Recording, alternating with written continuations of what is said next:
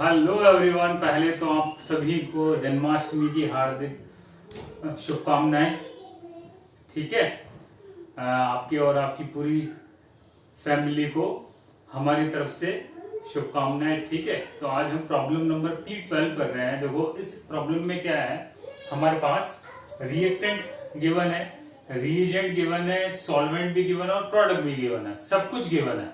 अब सब कुछ गिवन है तो हमें करना क्या है, इस रिएक्शन में हमें इसकी मैकेनिज्म एक्सप्लोर करनी है कि इस रिएक्शन की मैकेनिज्म क्या होगी, स्टेप बाय स्टेप एक्सप्लेनेशन क्या होगा, and what will be the stereochemistry of the product and confirmation of the product. देखो आप पहले तो आप इस क्वेश्चन को अच्छे से नोट कर लें, फिर मैकेनिज्म और स्टीरियोकेमिस्ट्री आप सॉल्व करें, फिर मैं आपको इस क्वेश्चन को डिटेल में एक्सप्लेन करता हूँ, है ना।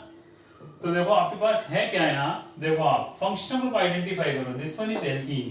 ठीक है, ये कौन सा एल्कोहल है, ये एक ओपन चेन स्ट्रक्चर है। इसमें हमने ऐड किया ब्रोमीन और CH3NO2 नाइट्रोमीथेन और यू गॉट दिस प्रोडक्ट। आपको एक साइक्लिक ईथर मिल रहा है which have 6 membered ring. 6 membered ये रिंग है, साइक्लिक ईथर। अब आपको इसकी मैकेनिज्म एक्सप्लोर करनी है, राइट।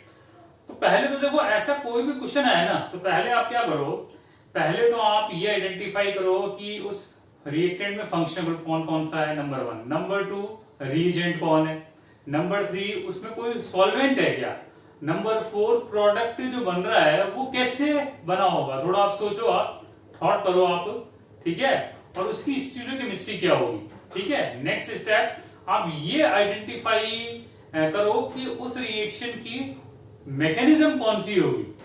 ठीक है ना, क्योंकि entire functional group based on the functional group. तो फंक्शनल ग्रुप, हर एक फंक्शनल ग्रुप की एक पर्टिकुलर रिएक्शन होती है।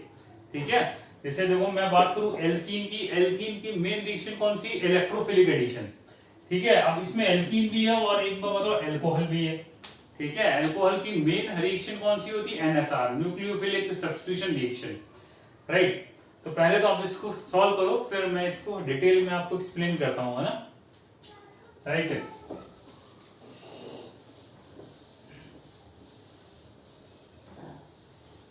तो अब एक बार देखो, इसको हम एक्सप्लेन करने जा रहे हैं कि ये प्रोडक्ट कैसे बना होगा, है ना। आपके पास देखो ये एल्कीन है, ये आपके पास एल्कोहल है, राइट, और इसमें आपने ऐड किया है ब्रोमीन और नाइट्रोमीथेन, प्रोडक्ट ये बना है। ठीक है, अब देखो आप देखो, पहली बात तो ये देखो, ये जो नाइट्रोमीथेन है, आपके दिमाग में ये क्वेश्चन आपका आ रहा होगा कि नाइट्रोमीथेन यहाँ क्या काम कर रहा है, बताओ आप। It will act as a solvent, ये यहाँ सॉल्वेंट का रोल प्ले कर रहा है, ये सॉल्वेंट की तरह एक्ट करेगा, है ना। अब सॉल्वेंट है मतलब ये Br2 और इस रिएक्टेंट को डिसॉल्व करने का क्या कर रहा है, काम कर रहा है। ठीक है, अब देखो आप ये रिएक्शन कैसे होगी, आपके पास एल्कीन है और आपके पास है ब्रोमीन। ठीक है, ब्रोमीन की स्ट्रक्चर देखो ऐसी है, ब्रोमीन के पास, हर एक ब्रोमीन एटम के पास 3 लोन पेयर है। अब ब्रोमीन का जो सिंगल बॉन्ड है, ये बताओ वीक है कि स्ट्रॉन्ग है, ये बॉन्ड वीक है। वीक क्यों है, ये 2 रीजन है इसके। नंबर 1 रीजन तो क्या है, लोन पेयर रिपल्शन, वो एक दूसरे को रिपेल करेगा, इसलिए बॉन्ड वीक है। Number 2 due to the bigger size of halogen atom, है ना। नंबर 1 तो क्या है, लोन पेयर रिपल्शन हुआ है, तो पहली बात तो ये है। और नंबर 2 क्या है, लार्ज साइज ऑफ ब्रोमीन, इस ब्रोमीन का साइज है लार्ज, उस कारण ये बॉन्ड आपका वीक है। ठीक है, राइट। अब देखो ये एल्कीन है, बताओ एल्कीन की मेन रिएक्शन कौन सी होती है, इसकी मेन रिएक्शन होती है EAR, आपकी इलेक्ट्रोफिलिक एडिशन रिएक्शन होती है एल्कीन। ठीक है, अब इलेक्ट्रोफिलिक एडिशन में देखो आपको हमेशा क्या करना है, देखो आप कोई भी इलेक्ट्रोफिलिक एडिशन का क्वेश्चन आए तो नंबर 1 स्टेप क्या है, identify the electrophile in the solution. Number 2 step identify the nucleophile, and if 2 or more than 2 nucleophile are present, तो आप ये चेक करो कौन से न्यूक्लियोफाइल की कॉन्सेंट्रेशन सॉल्यूशन में ज्यादा है।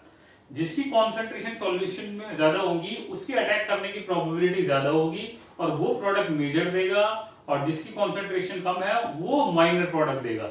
इलेक्ट्रोफिलिक एडिशन का मेन कॉन्सेप्ट यही है, कोई भी आप इलेक्ट्रोफिलिक एडिशन करो आपको यही काम करना है, यस और नो। तो अब एक बार बताओ कि इस रिएक्शन में इलेक्ट्रोफाइल कौन है, बताओ आप। इस रिएक्शन में इलेक्ट्रोफाइल कौन है, ये आपने आइडेंटिफाई किया। देखो एल्कीन, ये तो इटसेल्फ बताओ किसकी तरह एक्ट करेगी, न्यूक्लियोफाइल की तरह, because as we know कि when pi bond it is present between the same atom then it will behave like as a nucleophile, such as alkene, alkyne and benzene itself behave like as a nucleophile, ठीक है। अब Br2 है, देखो bromine molecule जो है इसका जो sigma star anti bonding molecular orbital है, इट इज वेकेंट, खाली होगा, it means it will be act as a lone pair acceptor. Lone pair acceptor है तो ये इलेक्ट्रोफाइल की तरह एक्ट करेगा, it will act as a electrophile, ठीक है, इलेक्ट्रोफाइल की तरह एक्ट करेगा। तो यहाँ पे जो इलेक्ट्रोफाइल है वो itself bromine molecule, it is not bromonium ion. ये एक बड़ा एक मिसकंसेप्ट है कि इस रिएक्शन में इलेक्ट्रोफाइल ब्रोमोनियम आयन है, ऐसा नहीं है। Br positive is not act as electrophile, basically electrophile is bromine molecule itself, right. तो देखो अब ये अपना पाई इलेक्ट्रॉन जो है इसके वेकेंट सिग्मा स्टार में देगा, है ना। As we know, shifting of electron takes place from electron rich to electron deficient species. ये अपना पाई बॉन्ड का इलेक्ट्रॉन इसको देगा, तो देखो ये तो यहाँ से एलिमिनेट हो गया। Br it is a very good living group. Br gets a negative charge, ये स्टेबल आसानी से एलिमिनेट हो जाएगा।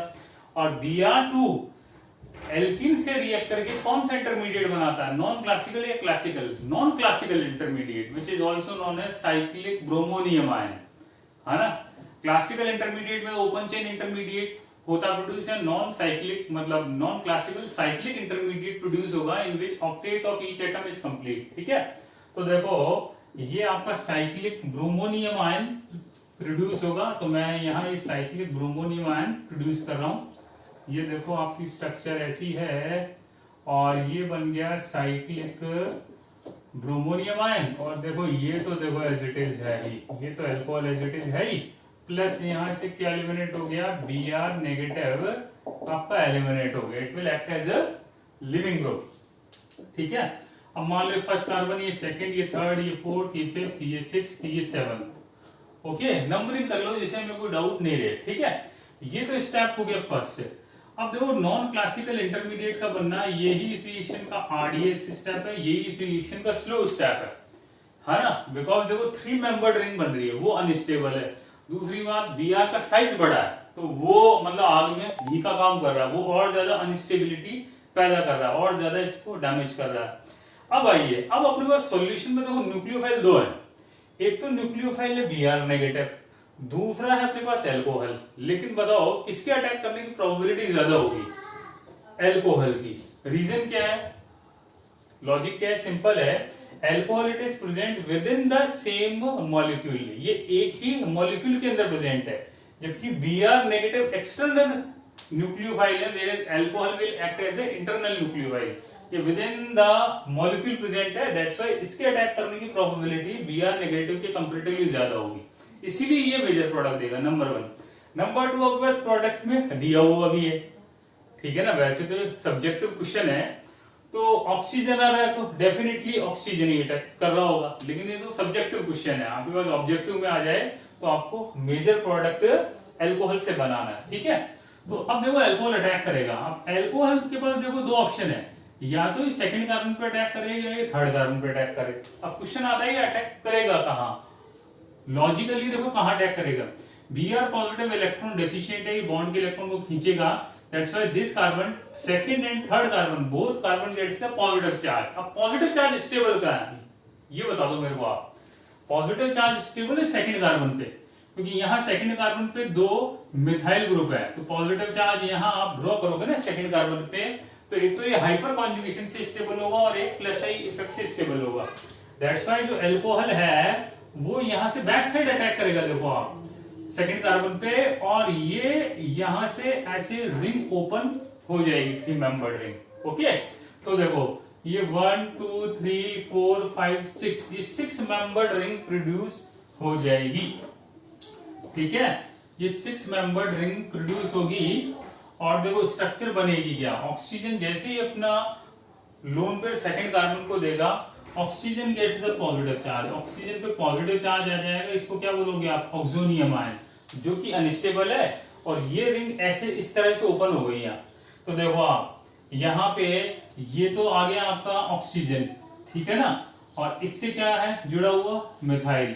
जैसे मैं इसमें देखो नंबरिंग करूं, ये 7 6 5, ये 4, ये 3, ये 2, ठीक है, और ये हो गया 1, ठीक है। सेकंड कार्बन पे 2 CH3 ग्रुप अटैच हो गए और ये रिंग यहां से ओपन होगी और थर्ड कार्बन पे Br एटम अटैच हो गया, राइट। तो एक तरह से बैक साइड अटैक हो रहा है ना, तो बैक साइड अटैक हो रहा है, तो बताओ इसकी स्टीरियोकेमिस्ट्री क्या आएगी। पहली बात तो वो है, और इसका कंफर्मेशन क्या है वो हमें एक्सप्लोर करना है ना। चलो उससे पहले देखो आप ऑक्सोनियम आयन ये पॉजिटिव अनस्टेबल है, तो यहाँ क्या हो जाएगा डीप्रोटोनेशन, डीप्रोटोनेशन होकर के H+ यहाँ से रिमूव हो गया। रिमूव होकर के अब हम इसकी स्टीरियोकेमिस्ट्री एक्सप्लोर करते हैं। देखो आप इसकी स्टीरियोकेमिस्ट्री क्या होगी वो हमें एक्सप्लोर करने जा रहे हैं, ठीक है। तो देखो आप ये बैक साइड अटैक हुआ है ना, बैक साइड अटैक हुआ तो बताओ ये CH3 और ये Br ये आएंगे अपोजिट, अपोजिट आएंगे, तो मतलब देखो आप कैसे बनाओगे, ये दोनों मिथाइल है, तो मान लो ये आपने वेज बना दिया, तो ये आएगा डैश, Br एटम आएगा, ये मिथाइल वेज आएगा, तो Br एटम कहां आएगा डैश आएगा। तो एक तरह से ट्रांस ज्योमेट्री अचीव हो गई, क्योंकि एंटी एडिशन हो रहा है, तो वेज आएगा तो ये डैश आएगा, या फिर ये वेज है तो ये डैश आएगा। तो इसकी पर्टिकुलर स्टीरियोकेमिस्ट्री ऐसी है। अच्छा ये तो बताओ कायरल सेंटर है ही नहीं, तो इस प्रोडक्ट में कायरल सेंटर कितने हैं, देखो एक कायरल सेंटर तो ये है, दूसरा कायरल सेंटर ये है, ये 2 कायरल सेंटर है, 2 कायरल कार्बन एटम है, ठीक है। तो ये जो प्रोडक्ट बनेगा उसकी पर्टिकुलर स्टीरियोकेमिस्ट्री ऐसी आएगी। ये तो स्टीरियोकेमिस्ट्री एक्सप्लोर करने हैं नंबर 1। नंबर 2 इसका हम कंफर्मेशन एक्सप्लोर करते हैं। देखो आप कंफर्मेशन आप जब देखोगे, देखो it is a 6 membered ring, वो किस फॉर्म में एग्जिस्ट करेगी, चेयर फॉर्म में, ठीक है। अब चेयर फॉर्म में एग्जिस्ट करती है। अब चेयर फॉर्म में आपको ये पता है कि जो हैवियर ग्रुप है, जो बल्कियर ग्रुप है, वो कहां आते हैं, वो आते हैं इक्वेटोरियल पोजीशन पे। तो हैवियर ग्रुप मिथाइल भी है और हैवियर एटम Br भी है, तो ये इक्वेटोरियल पे आएंगे। लेकिन नंबर 2 पॉइंट, ये ट्रांस ज्योमेट्री हो, ट्रांस ज्योमेट्री बताओ कैसे होती है आपकी। जैसे चेयर कन्फर्मर में अप अप बॉन्ड होते हैं सिस, डाउन डाउन बॉन्ड भी हो क्या होते हैं सिस, और अप डाउन या फिर डाउन अप, ये ज्योमेट्री होती है ट्रांस, ठीक है। तो जब आप इसका कंफर्मेशन ड्रॉ करोगे तो देखो ये आपका ऑक्सीजन एटम है ना, जैसे हमने ये ऑक्सीजन यहाँ ड्रॉ कर दिया, ये हमने 6 मेंबर्ड रिंग ड्रॉ कर दी, ठीक है। अब यहाँ ये मिथाइल ग्रुप, देखो ये मिथाइल ग्रुप है, ये इक्वेटोरियल पे हमने ड्रॉ कर दिया। इस ऑक्सीजन से एडजेसेंट कार्बन पे 2 मिथाइल ग्रुप है, ये हमने कुछ इस तरह से अटैच कर दिए, और इस एडजेसेंट कार्बन पे देखो ये तो क्या आ गया, ये आ गया ना मिथाइल, ये तो आ गया मिथाइल, और इस पोजीशन में हमने Br अटैच कर दी। अब देखते हैं, देखें आप ये इक्वेटोरियल है, बताओ ये भी इक्वेटोरियल है। अब बताओ ये बॉन्ड कहां है, ये बॉन्ड डाउन है कि अप है, ये बॉन्ड डाउन है, और ये बॉन्ड अप है, कोटेड बाय बॉन्ड, ये अप और डाउन है, तो ये हो गया आपका ट्रांस ज्योमेट्री हो गई, ठीक है। अब क्वेश्चन आता है कि मेरे को कैसे पता पड़ा कि यही बनेगा, बताओ इस क्वेश्चन का क्या जवाब है। मेरे को कैसे पता पड़ा कि ये ऐसे ही पाए, इस फॉर्म में एग्जिस्ट करेगा। देखो क्या लॉजिक है उसका। नंबर 1, पहली बात तो आपने ट्रांस आइडेंटिफाई कर लिया, ट्रांस या तो अप डाउन होगा या डाउन अप होगा। नंबर 2, आपने चेयर कन्फर्मर में कोई भी heavier group always equatorial position occupy करता है, क्योंकि वो इक्वेटोरियल पोजीशन पे स्टेबल होता है वो, जबकि एक्सियल पोजीशन पे वो अनस्टेबल होता है। जैसे एल्काइल साइक्लोहेक्सेन हो, तो उसमें जितना ज्यादा आप हैवियर साइज का एल्काइल ग्रुप अटैच करेंगे, उसके इक्वेटोरियल में जाने की प्रोबेबिलिटी उतनी ज्यादा होगी। लेट मी एक्सप्लेन, जैसे टर्ट ब्यूटाइल ग्रुप है, तो टर्ट ब्यूटाइल ग्रुप की बताओ इक्वेटोरियल में जाने की प्रोबेबिलिटी हाईएस्ट है, क्योंकि आप इक्वेटोरियल में जब उसको जोड़ोगे ना, तो 99% इक्वेटोरियल फॉर्म में ही एग्जिस्ट करता है वो, ठीक है ना। उस वजह से ये दोनों इक्वेटोरियल आएंगे, और ये तो बताओ एक्सियल है और ये इक्वेटोरियल है, इससे कोई इंपैक्ट हमारे पास पड़ेगा नहीं, यस और नो। तो फाइनली मैं स्टोरी को कंक्लूड करूं तो देखो क्या हुआ, आपके पास इस रिएक्शन में रिएक्टेंट एल्कीन और अल्कोहल था। Nitromethane it will act as a solvent. Number 1 step, this reaction is electrophilic addition. तो इलेक्ट्रोफिलिक एडिशन में देखो पहला स्टेप क्या है, you have to identify the electrophile. Second step क्या है, आपको न्यूक्लियोफाइल आइडेंटिफाई कर लेना है, और जिस न्यूक्लियोफाइल की कॉन्सेंट्रेशन ज्यादा है उसके अटैक करने की प्रोबेबिलिटी ज्यादा होगी। ठीक है, तो आपने साइक्लिक हैलोनियम आयन फॉर्म कर लिया, फिर alcohol with in the same molecule है, इंट्रामोलिकुलर रिएक्शन की स्पीड इंटरमोलिकुलर से ज्यादा होगी, इसलिए उसने अटैक किया, बैक साइड अटैक हो रहा है, उस वजह से वेज डैश, ये ट्रांस आएगा। यदि सेम साइड होता तब होता सिन एडिशन, लेकिन ब्रोमीन का एडिशन एंटी एडिशन होता है। मैंने ट्रांस बना दिया, स्टीरियो ये है, confirmation 6 member ring chair form में एग्जिस्ट करेगी। आपको चेयर फॉर्म का मोस्ट स्टेबल कंफर्मर बनाना है। ये कंपाउंड नेचर में इस फॉर्म में इस एग्जिस्ट करेगा क्योंकि it is the most stable confirmation of this compound. तो बहुत ही बेहतरीन प्रॉब्लम है, वर्ल्ड क्लास प्रॉब्लम है, क्योंकि पहले तो आपको मैकेनिज्म एक्सप्लोर करनी है, स्टीरियोकेमिस्ट्री एक्सप्लोर करनी है, कंफर्मेशन एक्सप्लोर करना है। तो मैकेनिज्म, स्टीरियो और कंफर्मेशन का बड़ा ही वर्ल्ड क्लास प्रॉब्लम है। Okay, thank you again. आप अपने फ्रेंड्स के साथ ये वीडियो शेयर करें और उनसे पूछें कि आपने इस क्वेश्चन का क्या आंसर किया। पहले आप इसका सॉल्यूशन देखें ना, पहले खुद से सॉल्व करें आप, ठीक है ना, क्योंकि आप जितना खुद से एफर्ट करोगे ना वो आपके लिए अल्टीमेटली बहुत ज्यादा एडवांटेज करेगा, क्योंकि वो आपको चेक करेगा, क्योंकि एग्जाम आपको देना है, अल्टीमेटली एग्जाम हमें नहीं देना है। ठीक है, तो फ्रेंड्स के साथ भी शेयर करें, और जितना शेयर करेंगे, जितना आप अपने दोस्तों के ग्रुप के साथ किसी प्रॉब्लम को शेयर करेंगे, डिस्कस करेंगे, उतना आपको कॉन्सेप्ट अच्छा होगा। किसी भी चीज को समझने का सबसे बेस्ट तरीका क्या है कि उसको किसी दूसरे को समझा दो आप, वो सबसे बेस्ट तरीका है। आपके भी समझ में आ जाएगा और अगले के भी समझ में आएगा, दोनों का म्यूचुअल बेनिफिट है ये। Okay, so thank you so much again.